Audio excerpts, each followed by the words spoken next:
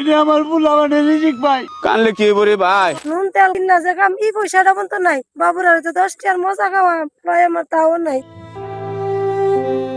এভাবেই বিস্তীর্ণ হাওর অঞ্চলে এখন শুধুই আর্তনাদ আর হাহাকার। ভারী বৃষ্টিপাত এবং উজানের পাহাড়ি ঢলে হঠাৎ করে বেড়ে যাওয়া পানিতে তলিয়ে যাচ্ছে কৃষকের স্বপ্ন। বছরের একমাত্র বড় ফসল হারিয়ে দিশেহারা হয়ে পড়েছেন হাজারো কৃষক। হাওরে গেলেই চোখে পড়ে এমন হৃদয় বিদারক অসংখ্য দৃশ্য। যে ধানের স্বপ্নে সারা বছর অক্লান্ত পরিশ্রম করে কৃষক, সেই ধান এখন চোখের সামনে পানির নিচে ডুবে যাচ্ছে।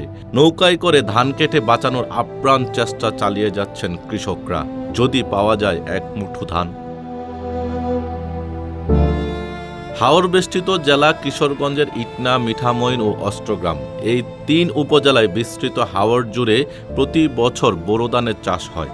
এই এক ফসলের উপরে নির্ভর করে পুরো বছরের জীবিকা। বুক সমান পানিতে নেমে নিজের স্বপ্ন বোনা শেষ সম্বলটুকু বাঁচানোর আপ্রাণ চেষ্টা করে যাচ্ছেন কৃষকরা। কেউ কেউ পানির নিচ থেকে ধানের আটি তুলে নৌকায় বা ভেলায় করে বাড়ি নিয়ে যাচ্ছেন। সাপ জোকের আতঙ্ক, শরীরের অবসাদ কোনো কিছুই যেন থামাতে পারছে না তাদেরকে।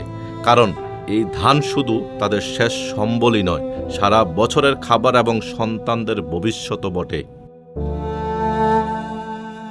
হাওরের কৃষকরা জানান, বুক সমান পানিতে নেমে ধান কাটতেছি ভাই, যতটুকু পারি বাঁচাই। এত কষ্ট করে ফলাইছি, চোখের সামনেই সব নষ্ট হইয়া যাইতেছে। কিন্তু ভেজা ধান ঘরে তুইলা রাখলেও রোদ না উঠলে পচে যাবে সব। শেষ সম্বলটুকু যেন শেষ হইয়া গেল। আগাম বন্যার আশঙ্কায় আগে চাষ করলেও শেষ রক্ষা হয়নি কৃষকদের। পানিতে নেমেই নৌকা দিয়ে আদা পাকা ধান কেটে ঘরে তুলছেন অনেকেই। কোথায় রাখবেন কাটা ধান, তা নিয়েও আছে দুশ্চিন্তা। পানি জমি তলে যেতেছে, যার ফলে কামলার খরচ দ্বিগুণ দিতেছি, দ্বিগুণ দিয়া জমি কাটেতেছি, মেশিন লাভে না জমিতে। আজকে যদি আমরা ধান যদি না কাটি, তাহলে আমরা ধান এটা সব চলে যাবো। পানির যে বাড়ি ঘরের পানি সপ্তাহে এসে এখানে জমাট হইতেছে, আর এই ক্ষেত তাই নষ্ট হইতেছে। পানি ডুবে গেছে, জমি তলায় গেছে। যেখানে 1000 টাকা লোক আছিল, এখানে 1500 টাকা পাওয়া যায় না। বৃষ্টি একটা না হওয়াতে পানি নদীতে বের না হওয়ার কারণে এই অঞ্চলটা তলিয়ে গেছে। আমাদের জমি তলায় নিয়ে গেছে, আমরা আমার সেই ক্ষেত কাটতে পারি না। আপনারা যদি সরকার ভাই না দেখেন যে আমরা কি ব্যবস্থা করা, আমরা যে অবস্থা আছি খুব কষ্টের মধ্যে আছি। নৌকা দিয়ে আমরা জমি আনতেছি, খুব পরিশ্রম করে আইতাছি আমরা। জেলা কৃষি সম্প্রসারণ অধিদপ্তরের উপপরিচালক ডক্টর সাদিকুর রহমান জানান, চলতি মৌসুমে জেলায় রেকর্ড পরিমাণ 1,68,362 হেক্টর জমিতে বোরো চাষ করা হয়।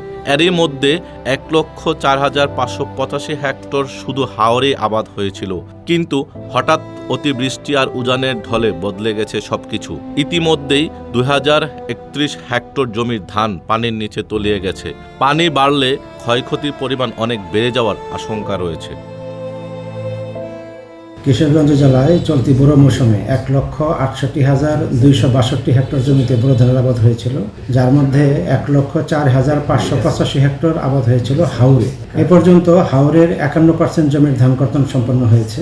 সম্প্রতি শিলাবৃষ্টি এবং অতিবৃষ্টিজনিত কারণে নিমজ্জিত ফসল এবং শিলাবৃষ্টির কারণে ক্ষতিগ্রস্ত ফসলের আবাদ নষ্ট হয়েছে 2691 হেক্টর জমির।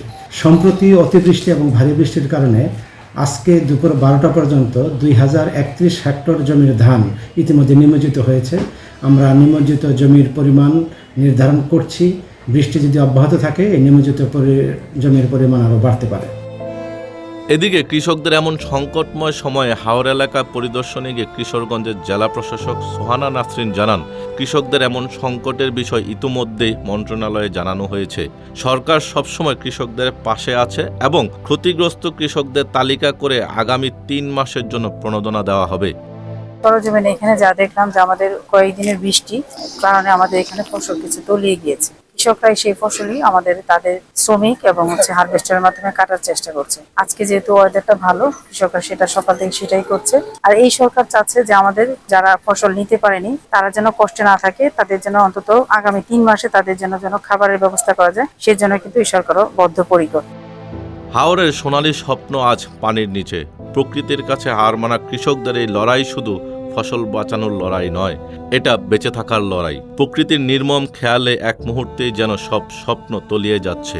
তবুও এই কৃষকরা হাল ছাড়ছেন না। বুক ভরা আশা আর চোখের জল নিয়ে তারা এখনো লড়ে যাচ্ছেন। পানির সঙ্গে, সময়ের সঙ্গে আর নিজের ভাগ্যের সঙ্গে। শরীফুল ইসলামের পাঠানো তথ্যচিত্রে তানবীর আহমদ, নিউজ ডেস্ক, ইত্তেফাক।